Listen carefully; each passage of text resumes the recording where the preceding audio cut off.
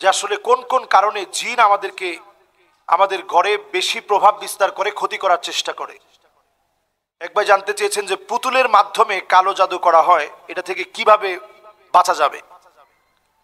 যেই কোনো কালো জাদু, সেটা পুতুলের মধ্যে পিন দিয়ে করা হোক, মাছের গলার ভিতরে কোনো তাবিজ ভরে দেওয়া হোক, বড়ই গাছের মধ্যে কোনো তাবিজ ঝুলিয়ে দেওয়া হোক, এমনকি আপনারা দেখবেন এখনকার এই সময়ে ঘরের ভিতরে পর্যন্ত, বালিশের ভিতরে পর্যন্ত, চাউলের ভিতরে পর্যন্ত, আপনি জানেন না যে আপনার চাউলের যে ড্রামটা আছে, এই জন্য মাঝে মাঝে এটা পরিষ্কার করবেন, এইটার ভিতরে পর্যন্ত তাবিজ করা হচ্ছে, কালো জাদু করা হচ্ছে, যাতে করে এটার চাউল খাওয়ার পর থেকে আপনি আস্তে আস্তে ক্ষতিগ্রস্ত হন।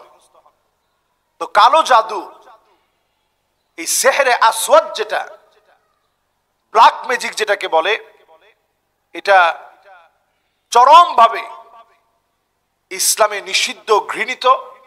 নবী আলাইহিস সালাতু ওয়াস সালাম পরিষ্কার বলেছেন, হাদ্দুস সাহিরি দরবাতুম বিসাইফ, যেই লোকটা এইরকম কালো জাদু করবে তার শাস্তি হচ্ছে তার কল্লা উড়াইয়া দেওয়া। তাহলে আপনি চিন্তা করতে পারেন, কল্লা উড়াই দিতে হবে কোন লোকের? কল্লা উড়াই দিতে হবে ওই লোকের যেই লোক কালো জাদু করবে। তাহলে ইসলামের দৃষ্টিকোণে এটা কত বড় অপরাধ, একটু চিন্তা করেন। আপনি একটা মানুষকে মেরে ফেললেন, তিল তিলে মেরে ফেললেন, মৃত্যুর দিকে ঠেলে দিলেন। এখন আমাদের বাঁচার উপায় কি? খুবই সহজ দোয়া আছে, আউযু বিকালিমাতিল্লাহিত তাম্মাহ, আউযু বিকালিমাতিল্লাহিত তাম্মাতি মিন শাররি মা খলাক, আউযু বিকালিমাতিল্লাহিত তাম্মাতি মিন শাররি মা খলাক, আউযু বিকালিমাতিল্লাহিত তাম্মাতি মিন শাররি মা খলাক। এরকম পড়ে আপনি আপনার নিজের শরীরের মধ্যে ফু দিবেন। এবং আমি এটা মিডিয়ার মাধ্যমে বলতে চাই, আমার এখানে মিডিয়ার এক ভাই বলতেছিল একদিন যে হুজুর, আমার কাছেও মনে হয় যে কাজ করার পরে এখন শরীর ভার লাগে, মাথাটা কেমন যেন ধরে যায়, আমার কাছে কেন যেন মনে হচ্ছে যে কেউ আমাকে কালো জাদু করেছে। তো তাকেও আমি আমলটি শিখিয়ে দিয়েছি। এটি সবচেয়ে কার্যকরী আমল, আউযু বিকালিমাতিল্লাহিত তাম্মাতি মিন শাররি মা খলাক। আপনি কেমনে বুঝবেন কালো জাদু করছে? ঘুমের ভিতরে আপনি দেখবেন যে আপনাকে কেউ দৌড়াচ্ছে, ছুরি নিয়ে হত্যা করতে আসছে, ছাদ থেকে আপনি বারবার পড়ে যাচ্ছেন, সাপ আপনাকে দৌড়াচ্ছে, ভীতিকর জিনিস দেখে আপনি একেবারে ঘামতে ঘামতে ঘুম থেকে উঠে গেছেন। আপনি হঠাৎ করেই দেখেন যে আপনার চোখটা একেবারে, চোখের মধ্যে এমন ঘুম ভাব চলে আসে, ক্লান্তি চলে আসে, খুব বেশি আপনার কাছে দুর্বল মনে হয়, কোনো কাজ করে আপনি প্রশান্তি পান না। এরকম যখন আপনি দেখতে থাকবেন, তখন আপনি বুঝবেন যে কেউ আপনার ক্ষতি করার চেষ্টা করতেছে। আপনার সফলতা হঠাৎ করে নষ্ট হয়ে যাচ্ছে, আপনার হার্টবিট হঠাৎ করে বেড়ে গেছে, কেমন যেন আপনার কাছে ভয় ভয় অনুভূত হয়। তখন আপনি এই দোয়াগুলা বেশি বেশি পড়বেন। ফজরের পরে সূরা ইখলাস, সূরা ফালাক, সূরা নাস তিনবার করে পড়বেন। মাগরিবের পরে তিনবার করে পড়বেন। অন্যান্য নামাজের পরে একবার করে পড়বেন। ঘুমাতে যাওয়ার সময় একবার করে সূরা ইখলাস, সূরা ফালাক, সূরা নাস পড়বেন।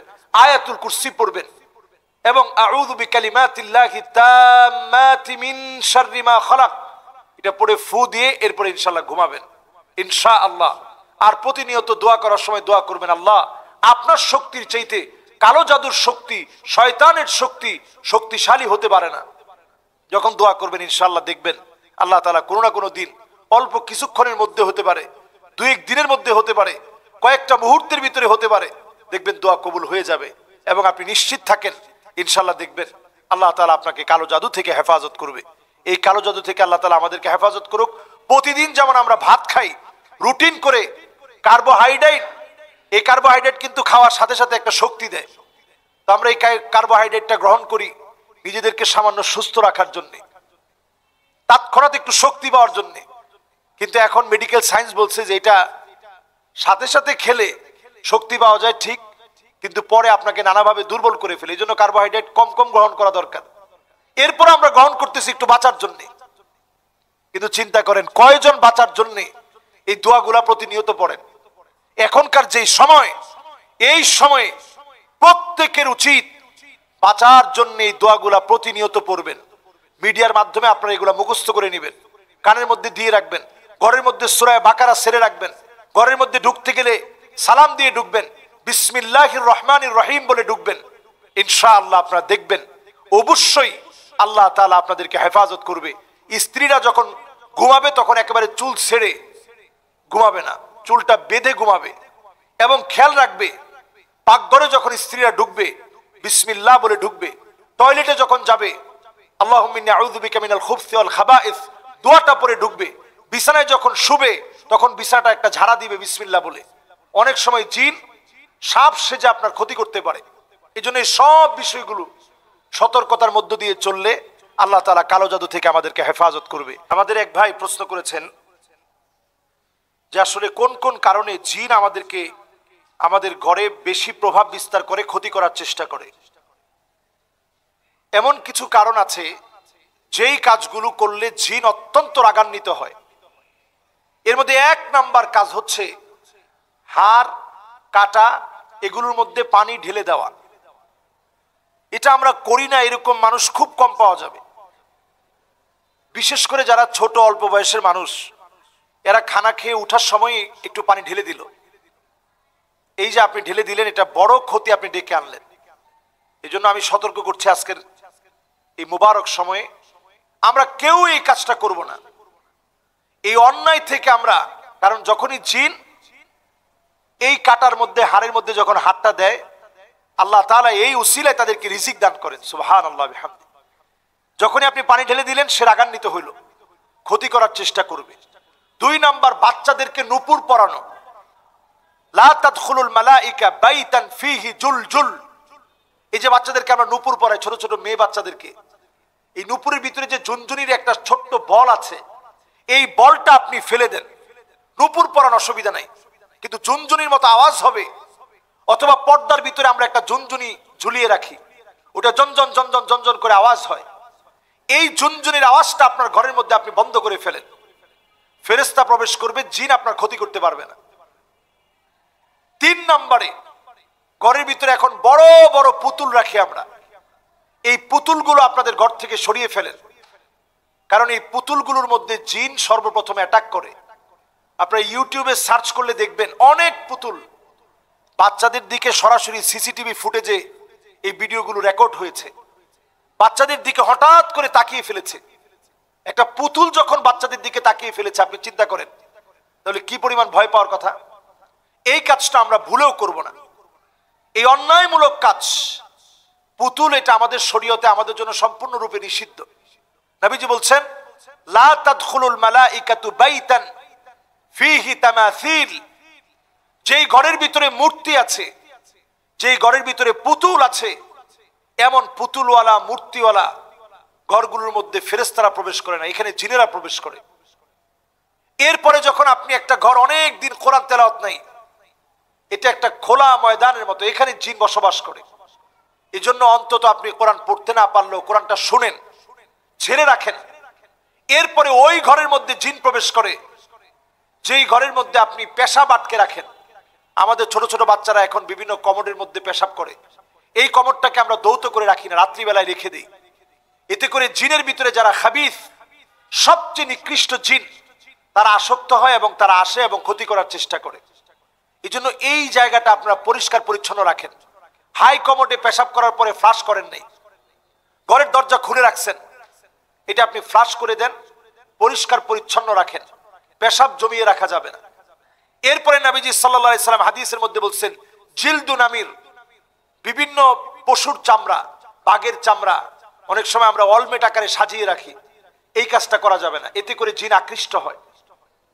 এরপরে আমরা পাকঘরে যখন যাব আমরা দোয়া পড়ে যাব, টয়লেটে যখন যাব আল্লাহুম্মা ইন্নী আউযু বিকা মিনাল খুবসি ওয়াল খাবাইস, এই দোয়া পড়ে আমরা যাব। ঘরের ভিতরে যদি কেউ নাও থাকে আমরা সালাম দিব, কারণ এখানে জিনেরা আছে, হয়তো আপনারা দেখতেছেন না। আপনি যখন সালাম দিবেন সে আপনাকে ক্ষতি করতে পারবে না। আবার যখন ঘর থেকে বের হবেন বিসমিল্লাহি তাওয়াক্কালতু আলাল্লাহ লা হাওলা ওয়ালা কুওয়াতা ইল্লা বিল্লাহিল আলিয়্যিল আযীম, দোয়া পড়ে ঘর থেকে বের হবেন, দোয়া পড়ে ঘরের ভিতরে প্রবেশ করবেন। এইভাবে করে আমরা প্রত্যেকটা কাজে আমরা যদি সতর্ক হই, দেখবেন আল্লাহ তাআলা একদিকে বরকত দিবে, অন্যদিকে ফেরেশতারা এত পরিমাণ আমাদের জন্য দোয়া করবে, ঘরের মধ্যে প্রবেশ করে না। এর অন্যতম কারণ হচ্ছে কাতিয়াতুর রাহিম, আত্মীয়তার সম্পর্ক ছিন্ন করা। আমরা একটু বড়লোক হলেই গরিবদের খবর নেই না, ধনী হলেই গরিবদের আমরা কেমন যেন অবহেলার চোখে দেখি। এই কারণে ফেরেশতারা আমাদের ঘরে প্রবেশ করে না। আর যখনই ফেরেশতারা ঘরে প্রবেশ না করে, কুকুর যেই ঘরের মধ্যে থাকে, লা তাদখুলুল মালাইকা বাইতান ফিহি কালব, যে ঘরের ভিতরে কুকুর থাকে ওই ঘরের ভিতরে রহমতের ফেরেশতা থাকে না। তখন সেখানে জিনেরা আসে। বিড়াল অনেকেই লালন পালন করেন, এটা করা বাধ্যতামূলক না, তবে বিড়ালের শরীরের মধ্যে এমন সূক্ষ্ম সূক্ষ্ম কিছু কোষ আল্লাহ তাআলা দিয়েছেন যেটা দেখলে জিনেরা ভয় পেয়ে যায়। আর কুকুর এমন যাদের দিকে জিন খুব আকৃষ্ট হয়। শয়তান কুকুরের মুখ দিয়ে প্রবেশ করে পিছনের দিকে বের হয়ে যায়। এই জন্য দেখবেন দ্রুতগামী যখন কোনো হুন্ডা দেখবে, বিশেষ করে রাতের বেলায় আপনারা লক্ষ্য করে দেখবেন, রাতের বেলায় কোনো হুন্ডা দেখতে দেখবেন কুকুর একেবারে দৌড়ে তার পিছনে, কারণ জিনের গতিটা অনেক বেশি। গাড়ি দেখলেই দেখবেন কুকুর ঘেউ ঘেউ করে পিছনে দৌড়াচ্ছে। এর কারণ হচ্ছে কুকুর এটা আইডেন্টিফাই করে যে এই যে দ্রুত গতিতে চলছে এটাই মনে হয় সেই জিন, যে আমার মুখ দিয়ে ঢুকে পিছন দিয়ে বের হয়, আমার কষ্ট দেয়, এটা মনে হয় সেই জিন। এই জন্য ক্ষিপ্র বেগে আপনাকে, আমি গত কয়েকদিন আগেও দেখেছি গাড়ির স্পিড তখন 70-এ চলতেছে, এত স্পিডে সে দৌড়াচ্ছে গাড়িকে ধরার জন্য, আক্রমণ করবে। তো এই জন্য আমরা ঘরের মধ্যে কুকুর রাখবো না। বিড়াল যদি থাকে, বিড়াল থাকতে পারে কিন্তু রাখতেই হবে এমন না। এজন্য অনেক আলেম ওলামা অনেকেই বিড়াল লালন পালন করেন, আপনারা নিশ্চয়ই দেখেছেন এগুলো, আপনারাও লালন পালন করতে পারেন, কিন্তু রাখতেই হবে। অথবা বিড়ালের সাথে খুব বেশি একেবারে দামি দামি শ্যাম্পু মেখে বিড়ালকে একেবারে খুব বেশি আদর যত্ন করে 10-20 হাজার টাকা মাসে খরচ করে, এগুলো ইসলাম সমর্থন করে না। তা আমরা অনেক সময় এই বক্তব্যগুলো দেওয়ার কারণে অনেকে প্রভাবিত হয়ে বিড়াল লালন পালন করে অনেক টাকা খরচ করেন। এটা করবেন না, বরং অল্পের ভিতরে যদি আপনি একটা বিড়াল লালন পালন করেন মহব্বত থেকে, ভালোবাসা থেকে, এটা আপনি করতে পারেন, কিন্তু এটা বাধ্যতামূলক না।